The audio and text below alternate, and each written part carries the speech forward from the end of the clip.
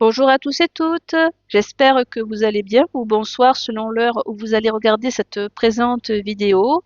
Comme vous pouvez le voir à l'écran, je reviens au sondage que j'ai réalisé il y a 2 mois et parmi les vidéos réalisées, il y a celle de l'analyse du débat entre Monsieur Raffray et Monsieur Thomas Durand et vous avez été assez nombreux à me poster des commentaires et cela fait plaisir, comme quoi malgré le sujet assez difficile de se baser sur des arguments philosophiques dans les premières parties de la vidéo, quand même vous avez été nombreux à réagir et cela fait très plaisir. Et maintenant, nous allons nous pencher sur la réponse au Ravon Chaya sur les chrétiens. Car oui, figurez-vous que le Ravon Chaya nous a fait l'insigne honneur en tant que chrétien de s'adresser à nous directement.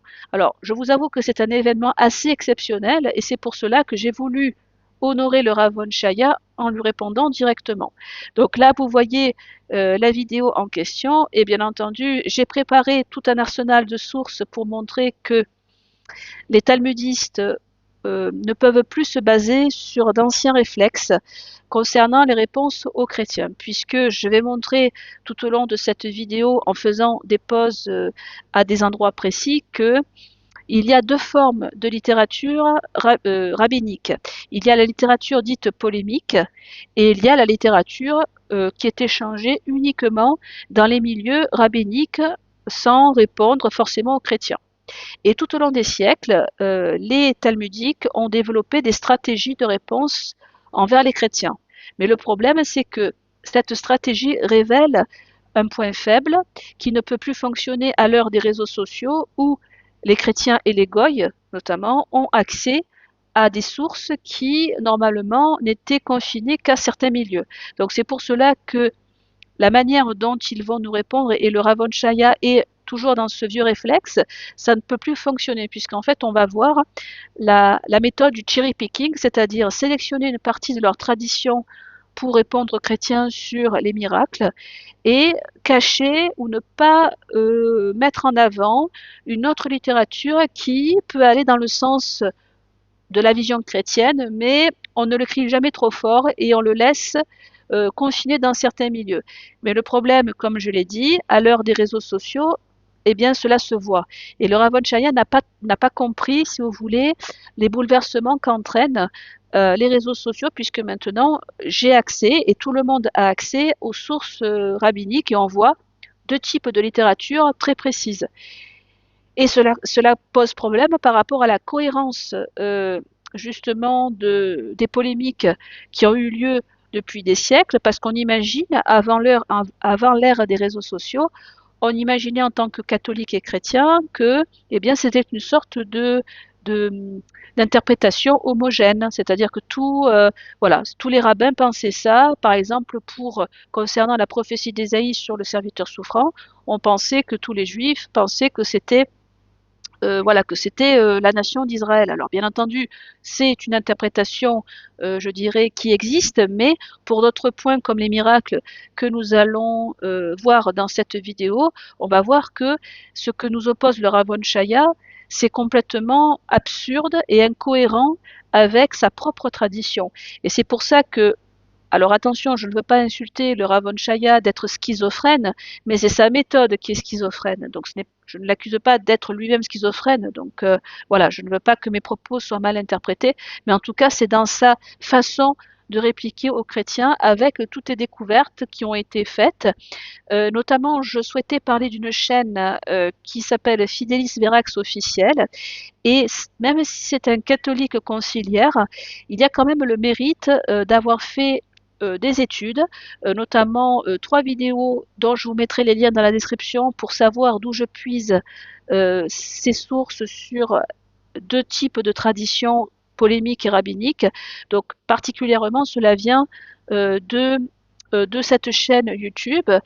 Bon, voilà, certes, ce sont des conciliaires, mais quand même, lorsqu'il y a un certain travail cohérent qui est fait et je dirais certaines informations importantes qui sont mises en avant, eh bien, je n'ai pas de mal à le dire malgré certaines oppositions liées à Vatican II. Voilà. Donc, ceci étant dit, je vais maintenant mettre donc la vidéo du Ravon Chaya et comme à mon habitude, je ferai des pauses pour illustrer ce que je vous disais par rapport à ces deux types de littérature polémique et rabbinique. C'est parti. Honneur au Ravon Shaya. Et voir ce cours s'appelle la preuve. On a des preuves avec des prophéties, beaucoup de choses, mais on a une preuve qui est la plus grande, qui est absente de toutes les autres religions. C'est que, après que Moshe Rabbeinu, Moïse, il ait fait tellement de miracles au peuple d'Israël lors de la sortie d'Égypte, il y a tous les 10 plaies, après traverser la mer Rouge, après il y avait la manne qui tombait, et le rocher qui donne de l'eau, et la terre qui s'ouvre pour engloutir Korah, Corée, d'accord, etc. Dieu dit à Moshe Rabbeinu, viens maintenant, en présence du peuple entier, pour que, la phrase, c'est dans Shemot, chapitre 19, verset 9, je viens maintenant dans la nuée, et pour que le peuple entende comment je vais te parler, et ainsi ils vont croire en toi pour l'éternité.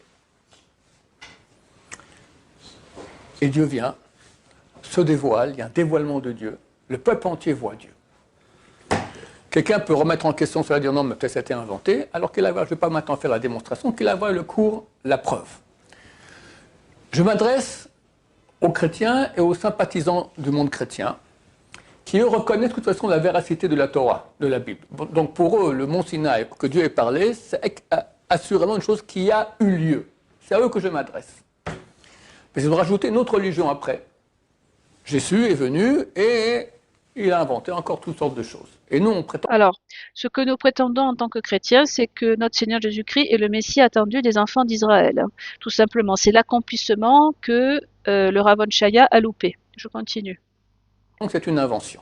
Maintenant, comment savoir si l'idole des chrétiens, c'est un enfant de Dieu, il y a en lui Dieu, qu'est-ce que j'en sais? Peut-être oui, peut-être non. Ils ont des preuves. Ils ont des preuves. Je vais expliquer pourquoi tout de suite, en 2 mots, ce n'est pas des preuves. Leur preuve, c'est absolument et uniquement que des miracles qu'a fait ce personnage. Alors déjà, c'est faux, puisque je le rappelle dans mes réponses par rapport à la généalogie davidique à laquelle justement j'avais répondu à d'autres, aux coreligionnaires du Ravon Shaya. Donc la chaîne, ça s'appelle Juifs pour la Torah. J'avais bien précisé que le Messie devait descendre de la tribu donc de David, et donc qui est la tribu de Juda.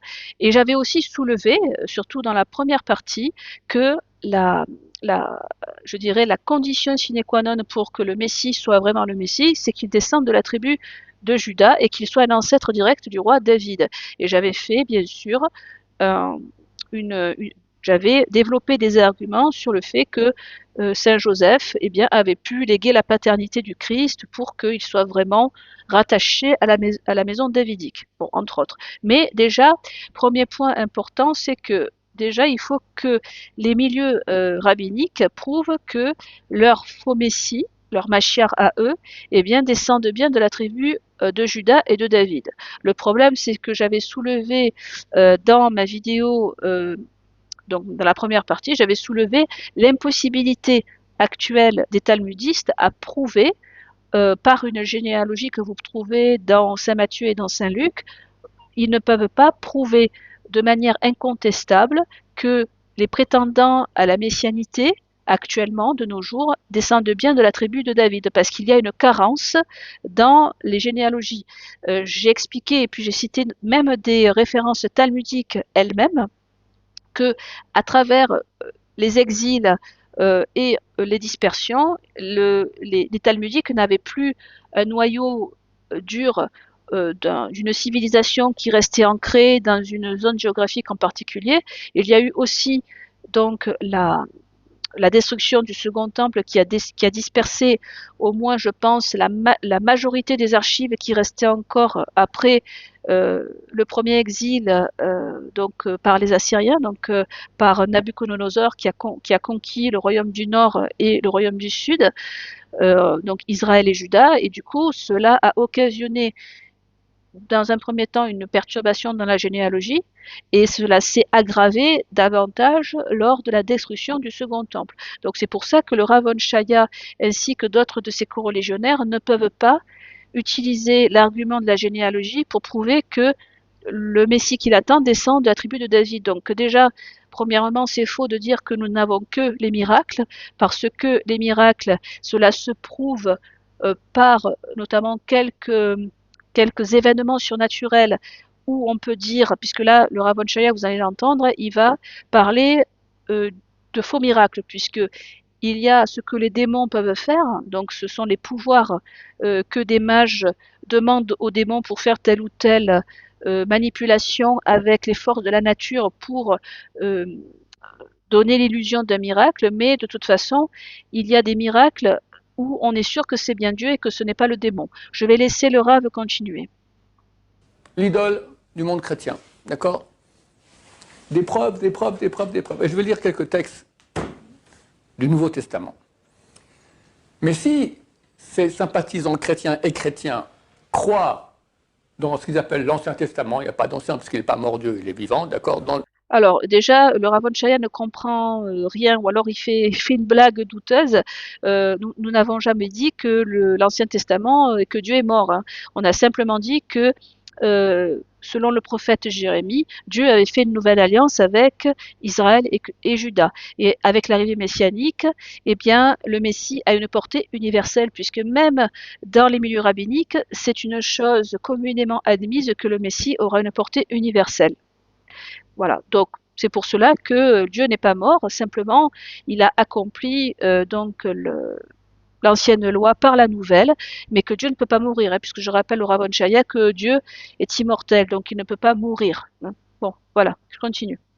Dans la Bible, alors, je leur pose la question, comment ça se fait que Dieu dit à Moïse, au peuple d'Israël, viens, je vais te parler en présence du peuple entier, afin qu'il croie en toi pour l'éternité.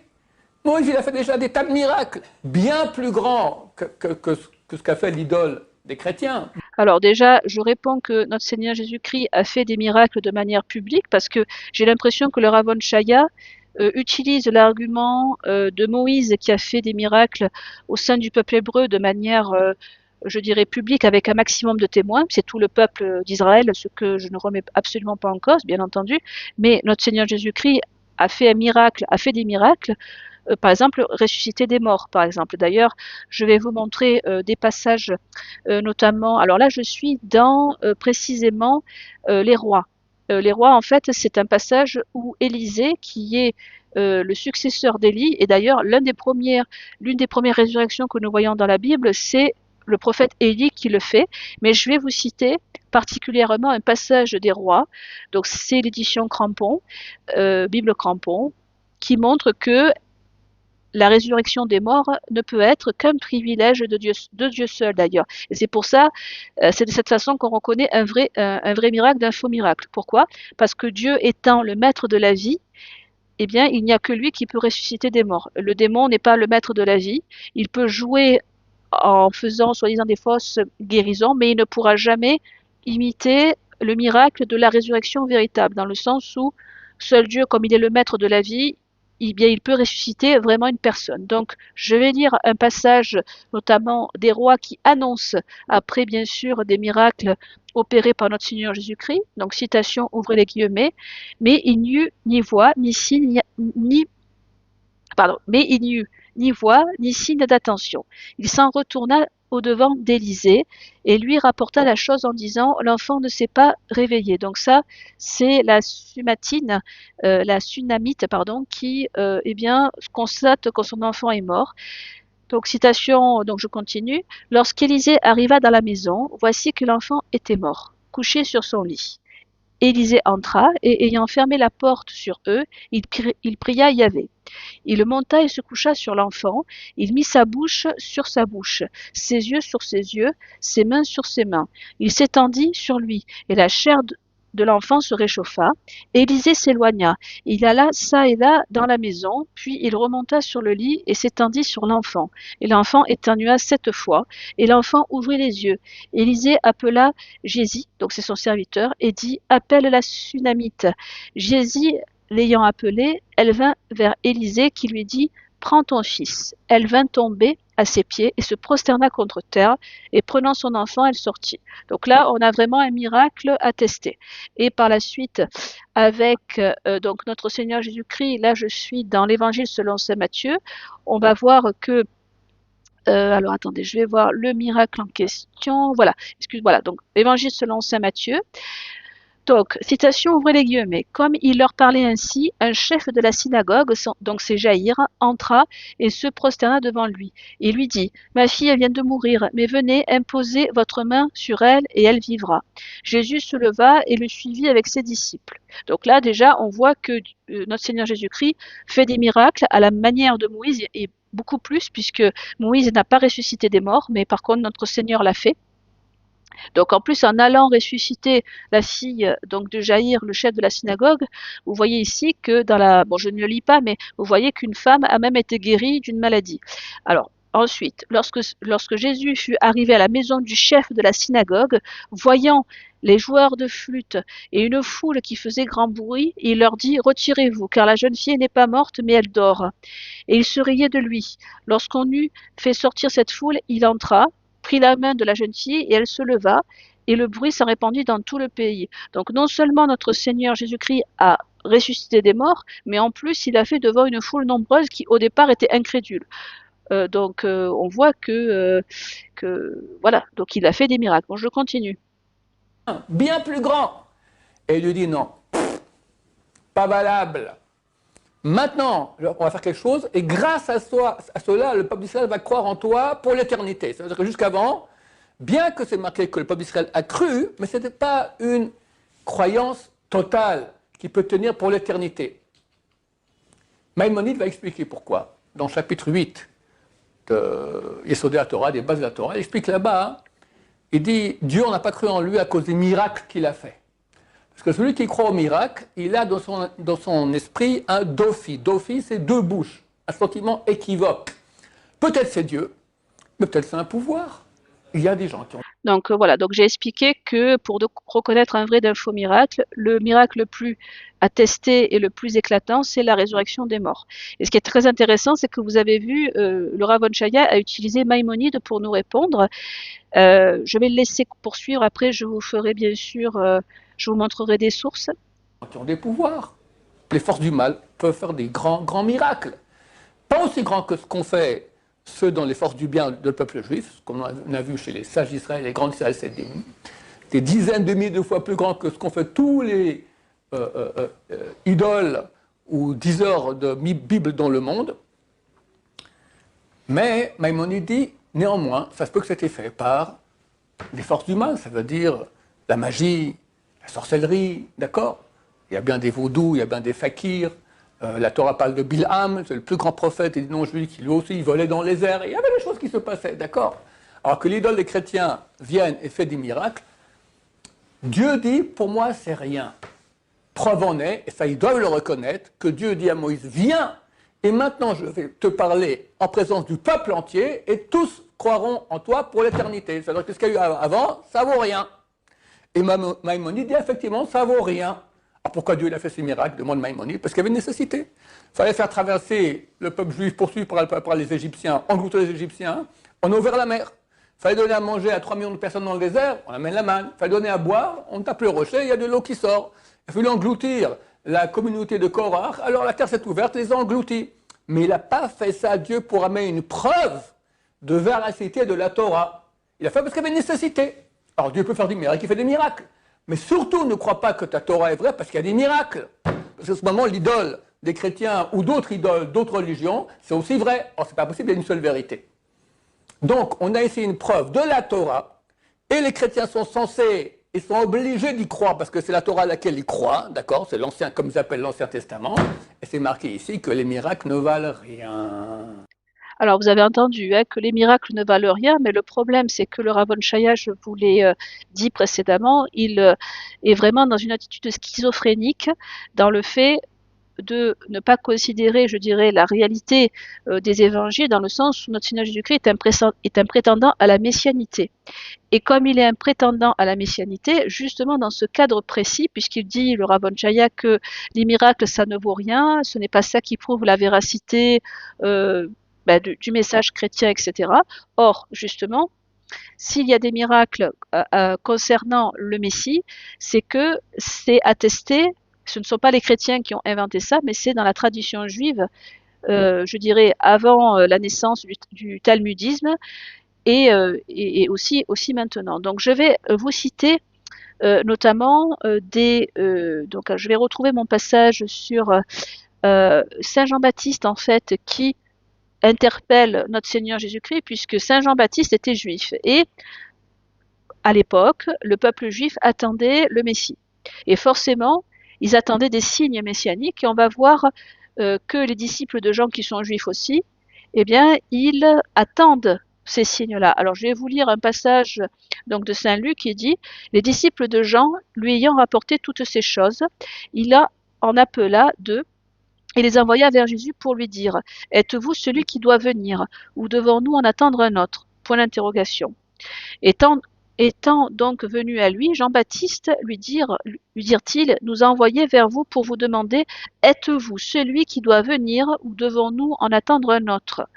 À ce moment même, Jésus guérit un grand nombre de personnes affligées par la maladie, les infirmités ou les esprits malins, et accorda la vue à plusieurs aveugles. Puis il répondit aux envoyés, allez rapporter à Jean ce que vous avez vu et entendu. Les aveugles voient, les boiteux marchent, les lépreux sont purifiés, les sourds entendent, les morts ressuscitent, les pauvres sont évangélisés, heureux celui qui ne se scandalise pas en moi. Donc, pourquoi notre Seigneur Jésus-Christ a fait autant de miracles? Parce que c'est un signe de la venue messianique. Il n'a pas fait uniquement ces miracles pour exercer sa miséricorde. Alors certes, c'était le cas, mais c'est aussi un signe messianique. Et d'ailleurs, on va voir même dans les milieux rabbiniques que c'est toujours le cas, puisque certes, par exemple, concernant Maïmonide, donc c'est un rabbin dont j'avais déjà parlé dans d'autres vidéos, c'est vrai que lui, il a une vision assez rationnelle, mais vous allez voir que Maïmonide, comme un autre rabbin qui s'appelle le Nachmanide, ils ont en fait toujours cette idée que l'arrivée messianique doit être accompagnée de miracles. Donc c'est pour ça que lorsque le Ravon Chaya vous dit que les miracles ne valent rien, c'est totalement faux, puisque dans sa propre tradition, les miracles importent lorsqu'il s'agit de la venue messianique. Et d'ailleurs, je vais le montrer avec une autre vidéo du Ravon Chaya, où là, il s'adresse non pas aux chrétiens, mais aux talmudiques, et on va voir ce qu'il pense de ce que va être pour lui le dévoilement du Mashiach, donc son faux messie charnel excusez-moi, soi-disant venir à Jérusalem. Donc on va voir ce qu'il dit sur les miracles et le Messie. Je vous laisse écouter. J'ignore. Mais ça sera soudain.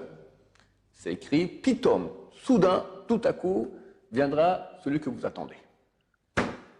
Ce sera très soudain. Et comme Moshe Rabbeinu, qui était aidé de Dieu. Donc Moshe Rabbeinu, hein, c'est Moïse. Hein, voilà. En Égypte, lui aussi. Donc il va faire des miracles extraordinaires. Donc vous avez entendu, hein, il va faire des miracles extraordinaires. Et là, quand il s'adresse aux chrétiens, il dit que les miracles ne valent rien. Donc c'est pour ça que quand je vous parle de schizophrénie, je pense que j'ai bien illustré cette réalité en vous montrant ces deux vidéos. Très bien. Ensuite, je vais vous citer très rapidement un extrait de Fidelis Verax sur justement cette manière dans les écrits rabbiniques de procéder lorsqu'il s'agit des chrétiens et lorsqu'il s'agit d'une littérature interne au talmudique. Donc je vais vous laisser écouter un petit extrait sur une vidéo qu'il a réalisée sur le judaïsme rabbinique et la divinité du Messie. Je vous laisse écouter un petit extrait. Ni son père, ni sa mère, ni ses amis, ni ses proches ne sont... Donc là, il cite l'Épître au Yémen, qui est une célèbre lettre de Maïmonide, hein, qui est ici. Voilà, je vous le montre de nouveau pour que vous puissiez faire le lien avec la vidéo. Sont connus, car il poussera comme un jeune arbre et comme une racine sort de la terre sèche. Ésaïe 53.2. Alors là, dans ces deux passages, que sont la Mishneh Torah et l'Épître au Yémen, on a exactement la même expression de miracle et de prodige.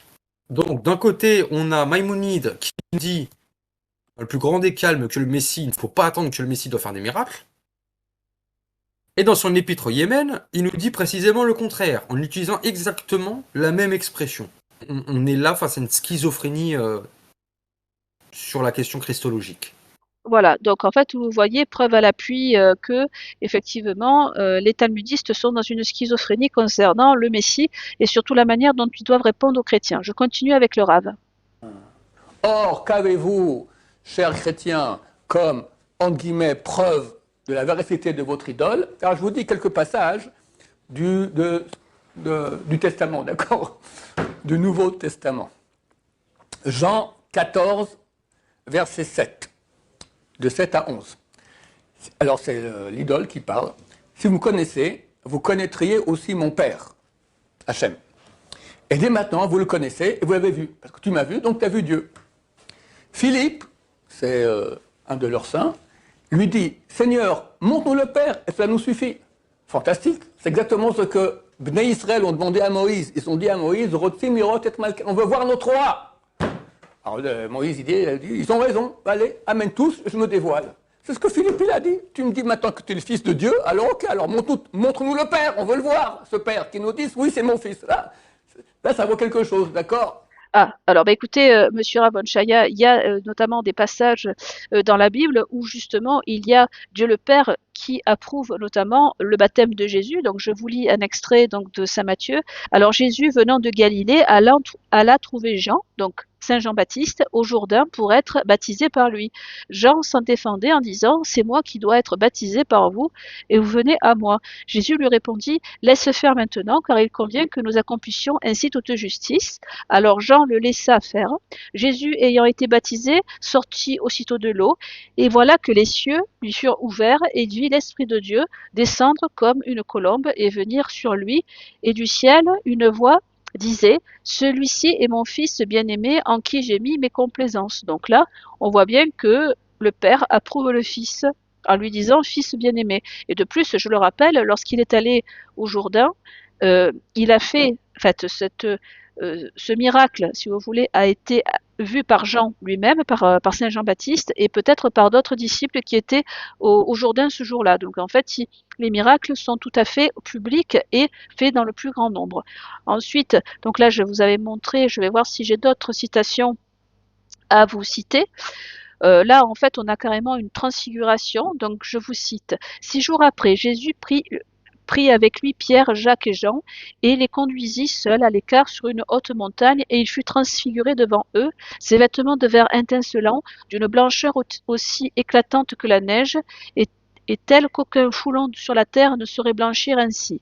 Puis Élie et Moïse leur apparurent, conversant avec Jésus. Pierre, prenant la parole, dit à Jésus, Maître, il nous est bon d'être ici, dressons 3 tentes, une pour vous, une pour Moïse et une pour Élie. Il ne savait ce qu'il disait, l'effroi les ayant saisis. Et une nuée les couvrit de son ombre, et de la nuée sortit une voix, celui-ci est mon fils bien-aimé, écoutez-le. Donc là, carrément, notre Seigneur Jésus-Christ a fait apparaître Moïse et Élie. Alors, je ne vais pas le montrer ici, mais parmi les commentaires des pères et docteurs de l'Église, ce passage est vu comme étant le fait que Moïse et Élie apparaissent, c'est pour désigner que tout converge vers le Christ, notamment. Donc on voit que notre Seigneur Jésus-Christ a eu l'approbation du Père et que les disciples ont entendu le Père parler. Donc en fait, je ne comprends pas. Voilà, il suffit de lire la Bible, cher Avon Chaya, et vous verrez que Dieu lui-même, eh bien, approuve son Fils. Donc je ne vois pas ce que vous reprochez aux chrétiens, quoi. C'est pour ça d'ailleurs qu'il a répondu à Philippe sur ce point, hein, puisqu'il a montré des signes tellement manifestes que vous prenez un passage et vous faites semblant de ne pas sélectionner les autres. Je continue. Qu'est-ce qu'il répond Jésus? Il y a si longtemps que je suis avec vous et tu ne m'as pas connu. Philippe, celui qui m'a vu, a vu le Père. Comme tu dis, comment tu dis, montre-nous le Père? Il dit pas, ok, c'est bon, je vais l'appeler, il va venir. Il dit, non, mais tu n'as pas compris. Quand tu me vois, tu vois le Père. Et moi, je dis à Philippe, je lui dis, oh, mon œil, je veux voir le Père, pas toi. Alors il dit, non, c'est moi, quand tu me vois, tu vois le Père. Tu es le Père, tu es le Fils. Et il continue, l'idole. Ne crois-tu pas que je suis dans le Père et que le Père est en moi? Les paroles que je vous dis, je ne dis pas de moi-même. Et le Père qui demeure en moi, c'est lui qui fait les œuvres. En 2 mots, je n'ai pas de preuves. Faut que tu me crois. Croyance aveugle. On veut voir. Quand tu me vois, tu vois. Là-haut, tu verras pas. C'est aveugle. Croyance aveugle. Et il finit l'idole, croyez-moi, je suis dans le Père et le Père est en moi, croyez du moins à cause de ses œuvres. Comment vous allez croire? Parce que je fais des miracles. Mais mon cher ami, t'es pas le seul qui a fait des miracles, Bilam aussi il a fait des miracles, et les fakirs. Donc, vous savez, je rejoins tout à fait l'idée des concepteurs, vous savez, de la statue, j'en avais déjà parlé, d'Ecclesia Synagoga, comme quoi la synagogue, contrairement à la statue d'Ecclesia, Synagoga est voilée, c'est-à-dire qu'elle a un bandeau sous les yeux qui lui cache le sens des Écritures. Et je pense que le Ravon Shaya est vraiment dans l'image du juif aveuglé, quoi. C'est-à-dire que il sélectionne volontairement des parties de sa tradition pour ne pas donner raison aux chrétiens. Il cite une partie des évangiles sans citer le reste. Enfin, c'est catastrophique, c'est clownesque en fait. C'est-à-dire que déjà, il n'a aucune preuve comme quoi son Messie à lui sera descendant du roi David parce qu'il n'a pas de généalogie. Comme je l'ai montré dans une de mes vidéos, il faudra qu'il se base sur d'autres critères pour pouvoir identifier son pseudo-messie. Mais en attendant, vous n'avez pas de généalogie comme les chrétiens l'ont. Voilà. Donc je vais bientôt terminer cette vidéo puisqu'après c'est pas important. Après il va citer des versets qui n'ont aucun intérêt. Je vais juste continuer un peu la vidéo avant la conclusion. Qui font aussi des miracles, les vaudous aussi font des miracles. Alors, on voit bien que la Torah, à laquelle nous sommes censés croire, elle dit que ça ne suffit pas les miracles, parce que Dieu dit, viens, maintenant je vais te parler, c'est ça la preuve.